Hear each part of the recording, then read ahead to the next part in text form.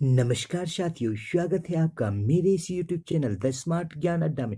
जी हाँ साथियों, आज आपके बीच लेकर के आए हैं बाल विकास एवं शिक्षा शास्त्र के महत्वपूर्ण प्रश्न को। भी हाँ साथियों, वीवीवाई वस्तुनिष्ठ एमसीक्यू प्लस क्वेश्चंस जो काफ़ी महत्वपूर्ण है। ये बाल विकास एवं शिक्षा शास्त्र का पार्ट 4 है साथियों।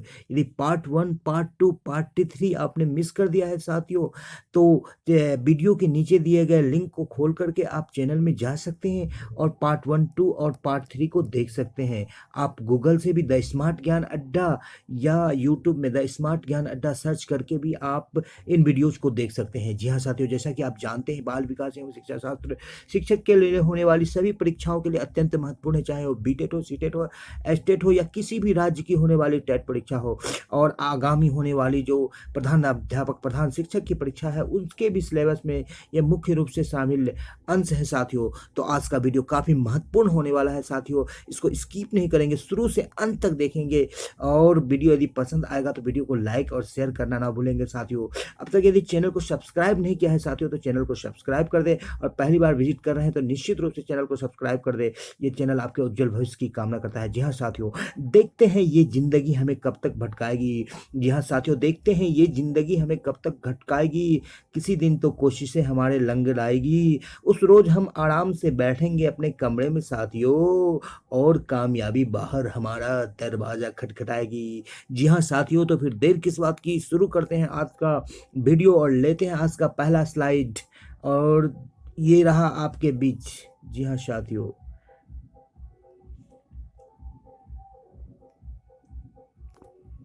बच्चे की बुद्धि लब्धि 90 से 110 के मध्य वह है।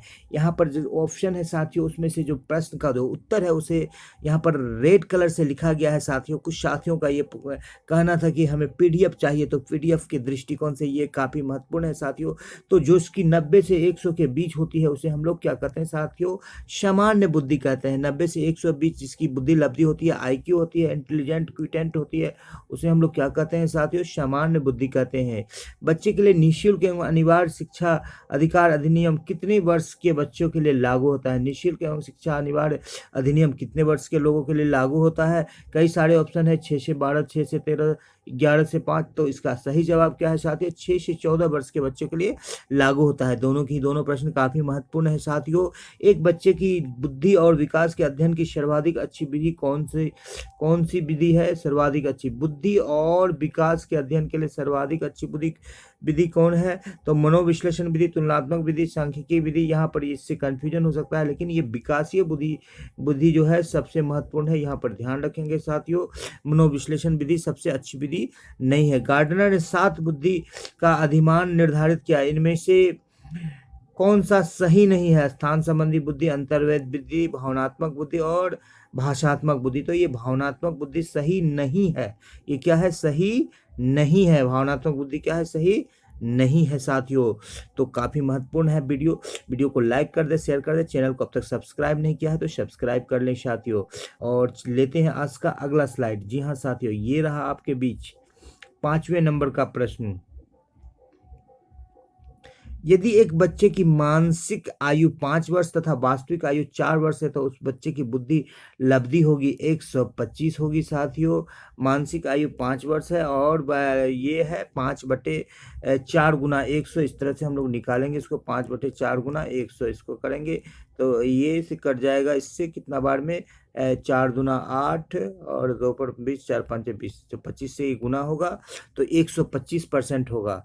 यानी कि उसकी मानसिक आयु 5 वर्ष है और वास्तविक आयु 4 वर्ष है, तो उसका जो है इंटेलिजेंस क्वांटिटी यानी बुद्धि लब्धि 125% की होगी साथियों।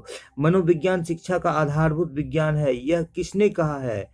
स्किनर ने कहा है साथियों कि मनोविज्ञान शिक्षा का क्या है? आधारभूत सिद्धांत है। वुडवर्ड से कंफ्यूज नहीं होना है साथियों। हिंदी अक्षरों को बालक किस आयु में पहचानने लगते हैं? हिंदी अक्षरों को बालक किस आयु वर्ग में पहचानने लगते हैं? ये तो 5 वर्ष का आंसर है। आज के बच्चे 5 वर्ष से पहले भी पहचानने लगते हैं, लेकिन हमें कितना पर टिक लगाना है साथियों? 5 वर्ष पर टिक लगाना है कि हिंदी अक्षरों को बालक कितने वर्ष में पहचानने लगते हैं? 5 वर्ष में। एलेक्सिया क्या है? पढ़ने की अक्षमता, यानी कि जो बच्चे या जो व्यक्ति पढ़ने में असक्षम होते हैं उन्हें एलेक्सिया कहा जाता है। एलेक्सिया एक बीमारी है, एक रोग है, उसे एलेक्सिया कहा जाता है साथियों। लिखने की, सुनने की अक्षमता, सीखने की अक्षमता नहीं, पढ़ने की अक्षमता को एलेक्सिया कहा जाता है साथियों। तो चलते हैं अगले स्लाइड पर, लेते हैं आज का अगला प्रश्न। जी हाँ साथियों, 9वें नंबर का प्रश्न ये रहा आपके स्क्रीन पर। काफी महत्वपूर्ण सा सवाल है साथियों। प्याजे की औपचारिक संक्रियात्मक अवस्था किस अवधि तक मानी जाती है? प्याजे ने औपचारिक संक्रियात्मक अवस्था किस अवधि तक मानी है? औपचारिक संक्रियात्मक अवस्था प्याजे ने किस वर्ष तक मानी है? 11 से 15 वर्ष तक के आयु को प्याजे ने क्या माना है साथियों? औपचारिक संक्रियात्मक अवस्था माना है। तो ये याद कर लेंगे। रेस्ट ऑप्शन को हम नहीं पढ़ रहे हैं साथियों, ताकि वीडियो कम से कम समय में अधिक से अधिक क्वेश्चन को कवर कर सके साथियों। गर्भ में बालक को विकसित होने में कितने दिन का समय लगता है? जी हाँ साथियों, 9 महीने और 10 दिन का समय होता है। 9 तिया 27 होता है। 9 महीना को आप 9 महीना 10 दिन होता है। 30 दिन से गिना 270 और उसमें 10 दिन जोड़ दिए, 9 10 दिन तो 280 होता है। ये प्लस माइनस 14 डेज ये होता है। इससे 14 दिन पहले या 14 दिन बाद भी बच्चे का जन्म होता है, लेकिन जो आम होता है 280 दिन या 9 महीना 10 दिन कहा जाता है गर्भ में बालक को विकसित होने की कुल अवधि। तो 9 महीने 10 दिन या 280 दिन, ये मनुष्य की बात हो रही है साथियों। तो लेते हैं अगला प्रश्न। किस मनोवैज्ञानिक ने अपने 3 वर्षीय पुत्र का अध्ययन किया? यानी 3 वर्षीय पुत्र को उन्होंने अपने अध्ययन के लिए यूज किया था साथियों। वो कौन से मनोवैज्ञानिक थे? काफी महत्वपूर्ण सा सवाल है। सारे के सारे सवाल काफी महत्वपूर्ण है साथियों। वीडियो को एक बार लाइक कर दे और वीडियो को शेयर करना ना भूले और चैनल को सब्सक्राइब करना ना भूले। पेस्टोलॉजी इसका सही जवाब है साथियों। पेस्टोलॉजी ऐसे वैज्ञानिक थे जिन्होंने, मनोवैज्ञानिक थे जिन्होंने अपने 3 वर्षीय पुत्र को मनोविज्ञान के अध्ययन के लिए चुना था और उनका यूज किया था उन्होंने अपने स्टडी के लिए। बालक का विकास होता है सिर से पैर की ओर। सिर से पैर की ओर बालक का विकास होता है। किधर होता है साथियों? सिर से पैर की ओर बालक का विकास किधर होता है? सिर से पैर, ऊपर से नीचे, नीचे से ऊपर नहीं। काफी महत्वपूर्ण सा सवाल है साथियों। सारे के सारे सवाल अत्यंत महत्वपूर्ण है साथियों। तो स्किप नहीं करेंगे, वीडियो को शुरू से लेकर अंत तक देखेंगे। ये आपके भविष्य के लिए निर्णायक वीडियो हो सकता है साथियों। यहाँ से बाल विकास और शिक्षा शास्त्र में कई सारे प्रश्न आते हैं, क्योंकि इसमें जो भी प्रश्न का जो संग्रह किया गया है काफी महत्वपूर्ण है साथियों। तो लेते हैं आज का अगला स्लाइड। पैर से सिर की ओर से कंफ्यूज नहीं होना है साथियों। सिर से पैर की ओर बालक का विकास होता है साथियों। और 13वें नंबर का प्रश्न ये रहा आपके स्क्रीन पर। जी हाँ साथियों, विकास के संबंध में कौन सा कथन गलत है? विशिष्ट से सामान्य की ओर, विकास जो है विशिष्ट से समान की ओर होता है, ये कथन गलत है। क्योंकि क्या होता है? समान से विशिष्ट। सार्वभौमिक प्रक्रिया है विकास, ये भी सही है। वर्तुलाकार गति होती है, दिशा सिर से पैर की होती है, ये सारे के सारे जो है क्या है? सही है। विशिष्ट से समान की ओर, ये क्या है? गलत है। ये क्या है साथियों? गलत है। गर्भाधान काल की अवस्था नहीं है। गर्भाधान काल की अवस्था नहीं है। शैशवावस्था, ये गर्भधारण में नहीं होती है। बीजाकरण गर्भधारण की अवस्था है। डिंब यानी कि अंडाणु निकलते हैं 28 दिन में। भ्रूणावस्था, अंडाणु जब निषेचित होता है भ्रूण बनता है साथियों, बीज वहां पर जाते हैं साथियों। तो ये जो टर्म है शैशवावस्था, ये गर्भधान काल की अवस्था नहीं है साथियों। मानव जीवन की मनोभौतिक एकता कहलाती है। मानव जीवन की मनोभौतिक एकता कहलाती है मन तथा शरीर का विकास। मनोभौतिक, मनो मतलब मन हो गया साथियों, और भौतिक मतलब जो फिजिकल हम लोग का होता है।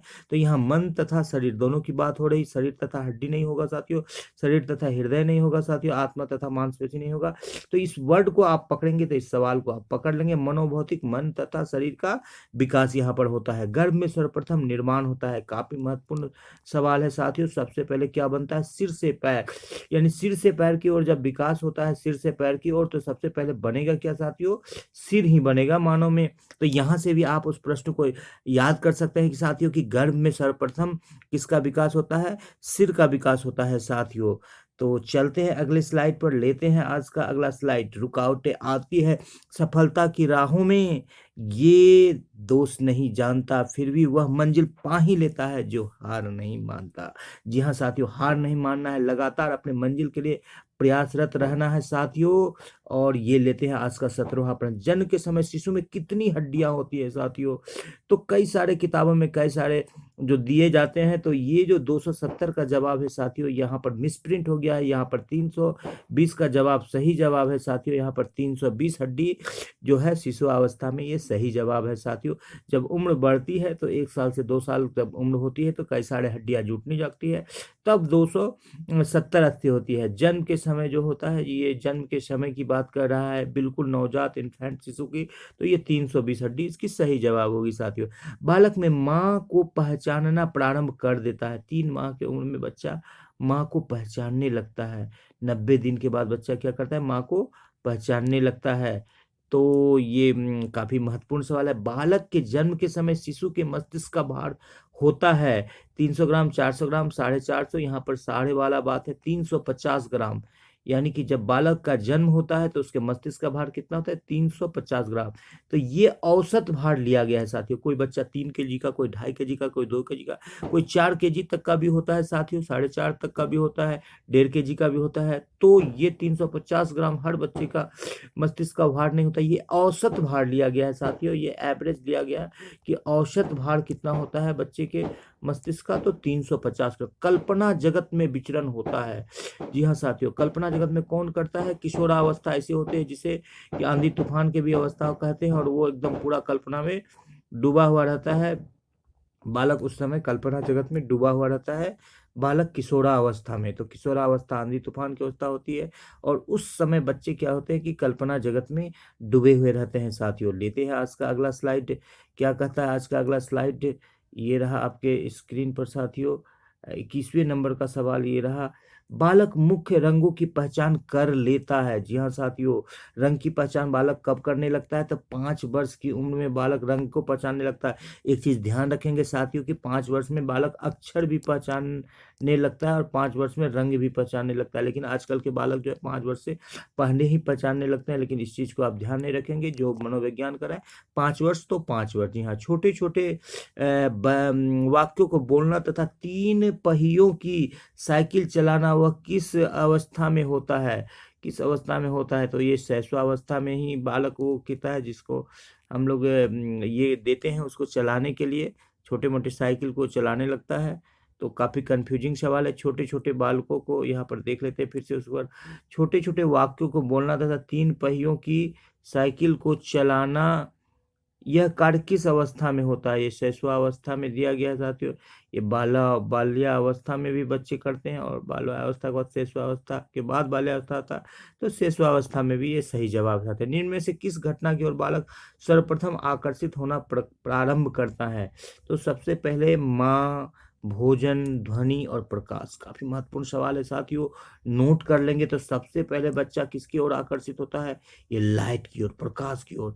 कि कौन सा चीज है जिससे वो सर्वप्रथम आकर्षित होता है बच्चा, सर्वप्रथम, तो ये क्या है साथियों, अपनी माँ से वो आकर्षित नहीं होता, प्रकाश से सर्वप्रथम बच्चा आकर्षित होता है। काफी महत्वपूर्ण सवाल है साथियों, इसको नोट कर लिया जाए साथियों। बालक की जिज्ञासा को किया जाना चाहिए, बालक जो जिज्ञासु बालक होते हैं उनके जिज्ञासा को क्या करना चाहिए साथियों, तो हमें उनकी जिज्ञासा को शांत कर देना चाहिए। दमन नहीं करना चाहिए, उत्तेजित नहीं करना चाहिए, सक्रिय नहीं करना चाहिए, बल्कि उनके जिज्ञासा को क्या कर देना चाहिए साथियों, शांत कर देना चाहिए।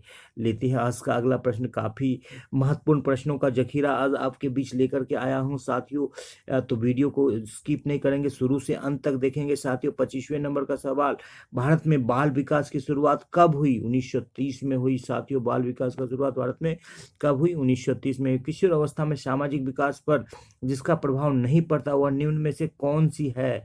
किशोरावस्था में किस पर नहीं पड़ता है, और सुरक्षा पर नहीं पड़ता है, रुचि, आवश्यकता और अभिवृत्ति पर उसका, सामाजिक विकास पर उसका प्रभाव पड़ता है साथियों।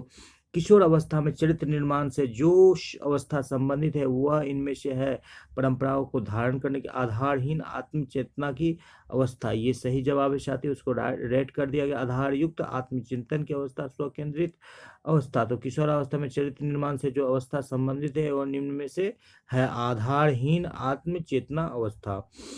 विकास व्यक्ति में नवीन विशेषताएं और योग्यताएं प्रस्फुटित करता है, वह कथन किसका है, हरलोक का है साथियों। विकास व्यक्ति में नवीन विशेषताएं और योग्यताएं प्रस्फुटित करता है। ये किसका कथन है? हरलोक का। काफी इंपॉर्टेंट है वाक्य है साथियों। मैकडूगल का नहीं है, ये तो गुड्डी गुडिया लेकर के प्रयोग किए थे। मुनरो का भी नहीं है, जेम्स का नहीं है, हरलोक का कथन है। तो लेते हैं आज का अगला सवाल साथियों, 29वें नंबर का सवाल।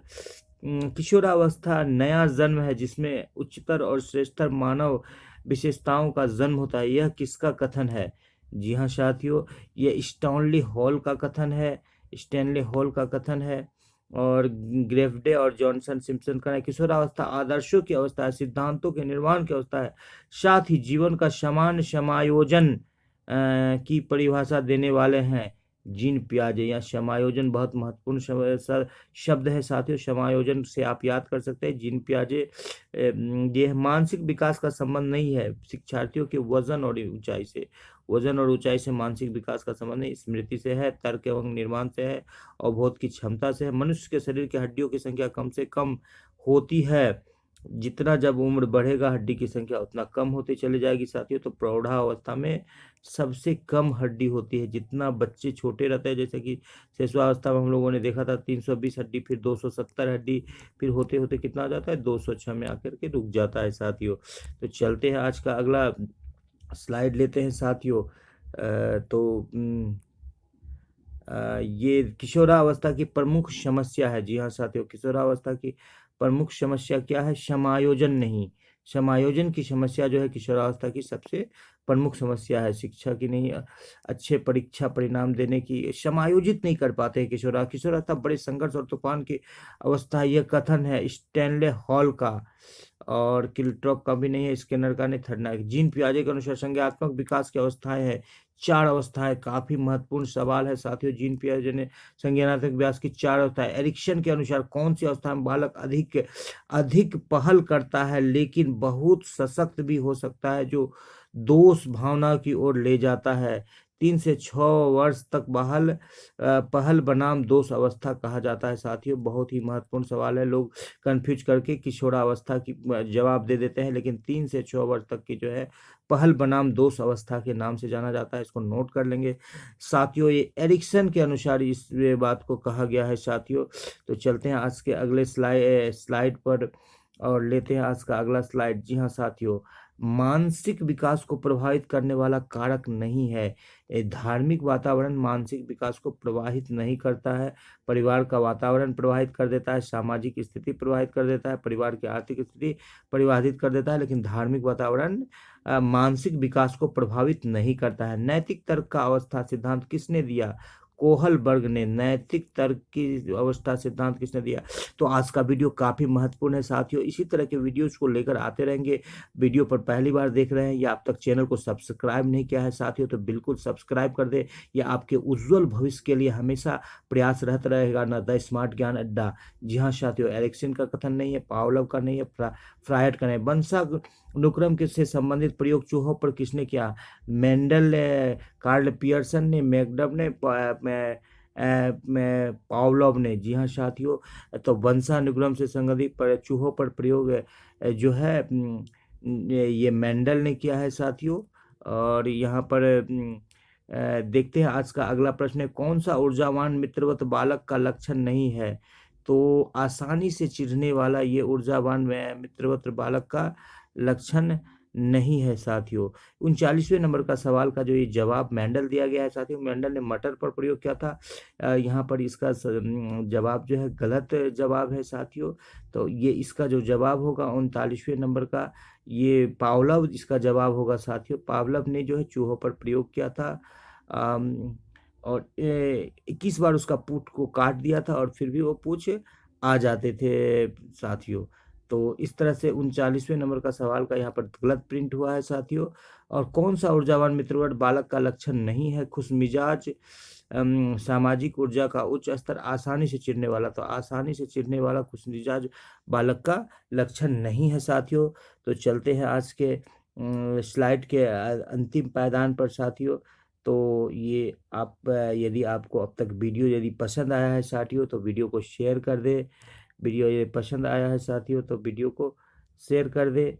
और चैनल को अब तक सब्सक्राइब नहीं किया है तो चैनल को सब्सक्राइब कर दे साथियों, और वीडियो को लाइक कर दे।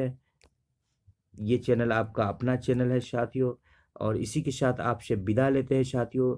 जय हिंद, जय भारत। वीडियो को शुरू से अंत तक देखने के लिए आपका बहुत बहुत धन्यवाद। फिर एक बार आपके बीच उपस्थित होंगे अच्छे संकलन के साथ। इसी उम्मीद के साथ आपसे विदा लेते हैं। आपका दिन शुभ हो। जय हिंद, जय भारत।